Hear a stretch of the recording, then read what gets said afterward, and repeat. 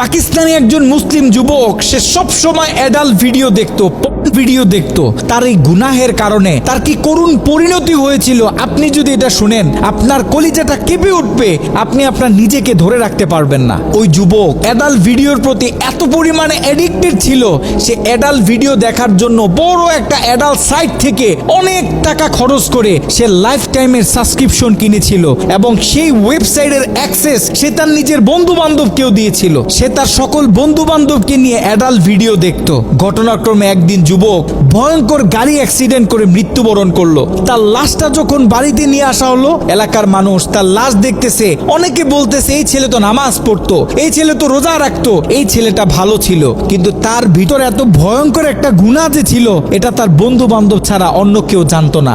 সকলে মিলে তাকে দাফন করে যখন বাড়িতে চলে আসলো, ওই ছেলের মা গভীর রাত্রে মোনাজাতে আল্লাহর কাছে দোয়া করতেছিল, আল্লাহ আমার ছেলে যদি কোনো ভুল করে থাকে তুমি আমার ছেলেকে ক্ষমা করে দাও, আমার ছেলের কোনো গুনাহের কারণে তুমি তাকে জাহান্নামে দিও না, তার কবরটাকে জান্নাতের টুকরা বানায় দাও। দোয়া করতে করতে মা এক পর্যায়ে ঘুমিয়ে পড়লো।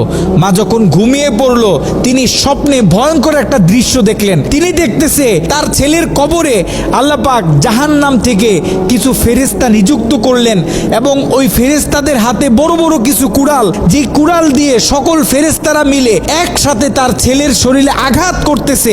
যদি তার ছেলের হাতে আঘাত করে তাহলে হাতটা কেটে দূরে গিয়ে পড়তেছে, যদি পায়ে আঘাত করে তাহলে পাটা কেটে দূরে গিয়ে পড়তেছে। তার ছেলে ভয়ঙ্কর ভাবে চিৎকার দিতেছে। ছেলের ভয়ঙ্কর চিৎকার শুনে মায়ের ঘুম ভেঙে গেল।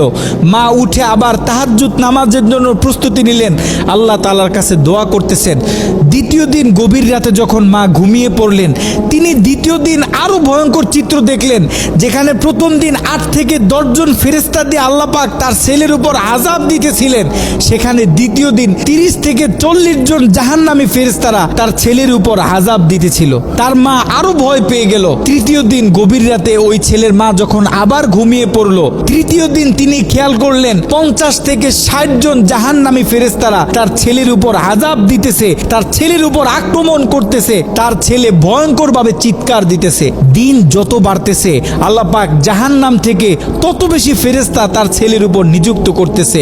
মা ভয় পেয়ে গেলেন, মা ভেঙে পড়লেন। ওই ছেলের মা ছেলের বন্ধুদেরকে একদিন ডাক দিলেন, ডাক দিয়ে বলতেছে, দেখো আমি আমার ছেলের উপর দিয়ে এই ভয়ঙ্কর স্বপ্ন দেখতেছি, তোমরা যাও কোনো আলেমের কাছে জিজ্ঞাসা করো যে কেন আমার ছেলের সাথে এমন হচ্ছে। ওই ছেলের বন্ধুরা মিলে পাশের বড় একটা মাদ্রাসায় চলে গেল। ওই মাদ্রাসায় ছিল একজন শাইখুল হাদিস। তার কাছে গিয়ে যখন পুরো স্বপ্নটা ব্যাখ্যা করা হলো, শাইখুল হাদিস স্বপ্নটা শুনে তিনি থরথর করে কাঁপতেছিলেন। শাইখুল হাদিস ওই ছেলের বন্ধুদেরকে জিজ্ঞাসা করতেছে, তোমাদের বন্ধু দুনিয়াতে থাকা অবস্থায় এমন কি কোনো গুনাহ করত যেই গুনাহ তার মৃত্যুর পরে এখন অন্য মানুষ করতেছে? তখন ওই ছেলের বন্ধুগুলো মাথাটা নিচের দিকে আসামির মতো দিয়ে চোখের পানি ছেড়ে বলতেছে, হ্যাঁ আমাদের বন্ধু এমন একটা গুনাহ করত যেই গুনাহটা সে পৃথিবী থেকে চলে যাওয়ার পরেও এখন আমরা করতেছি, আমাদের থেকে অন্য মানুষেরা করতেছে, তাদের থেকে অন্য মানুষেরা করতেছে। আমাদের বন্ধু অ্যাডাল্ট ভিডিও দেখতো, সে একটা সাইট থেকে সাবস্ক্রিপশন কিনেছিল, সেই মেইল পাসওয়ার্ড আমাদেরকে দিয়েছিল, আমরা আমাদের বন্ধুদেরকে দিয়েছি, তারা তাদের বন্ধুদেরকে দিয়েছে। এরকম করে এটা আস্তে আস্তে ছড়িয়ে পড়তেছে। ওই আলেম বলতেছে, শোনো, তার এই গুনাহ পৃথিবীতে যত মানুষ করবে, দৈনিক যত মানুষ এই গুনাহের সাথে লিপ্ত হবে, আল্লাহ পাক জাহান্নামের তত বেশি ফেরেশতা তোমাদের বন্ধুর উপর আযাব দেওয়ার জন্য নিযুক্ত করে দিবেন। নাউজুবিল্লাহ। যত সম্ভব পারো তোমরা এই ওয়েবসাইটের অ্যাক্সেসটা বন্ধ করার চেষ্টা করো। ওই ছেলের বন্ধুরা অনেক কষ্ট করে সেই অ্যাডাল্ট সাইটের এডমিনদের সাথে যোগাযোগ করতে সক্ষম হয়।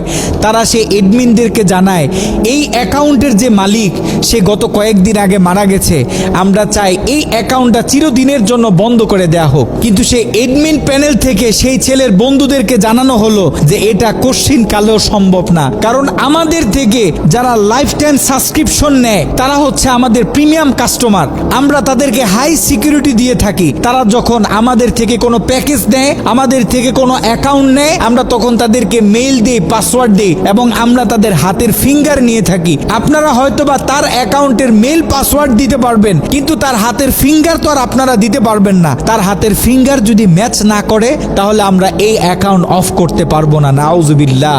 একটু চিন্তা করে দেখেন, ওই ছেলের রেখে যাওয়া অ্যাকাউন্ট থেকে যত মানুষ খারাপ কাজে লিপ্ত হবে, যত মানুষ পর্ন ভিডিও দেখবে, তত গুনাহ তার আমল নামায় যেতে থাকবে।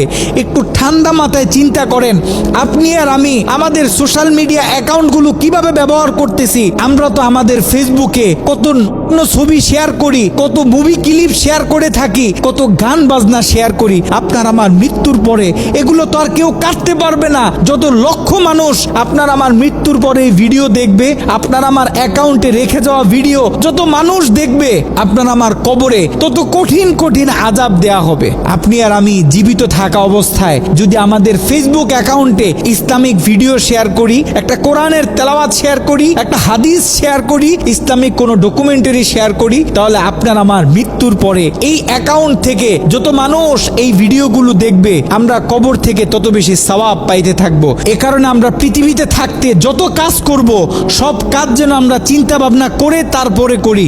এমন কোনো কাজ করব না যে কাজ আমার মৃত্যুর পরে আমার কবরে আযাব বাড়িয়ে দিবে।